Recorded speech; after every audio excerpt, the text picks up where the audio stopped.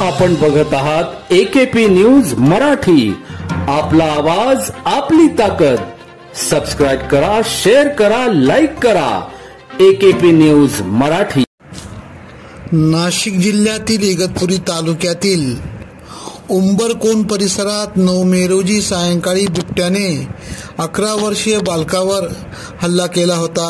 दुसऱ्या दिवशी 10 मे रोजी वन संरक्षण अधिकारी वर्ग पिंजरा लावण्यासाठी सदर ठिकाणी पोहोचले, तेव्हा दबा धरून बसलेल्या बिबट्याने 6 ग्रामस्थ व 6 वन रक्षक अधिकारी यांच्यावर हल्ला करून जखमी केले व तेथून धूम ठोकून फरार झाला।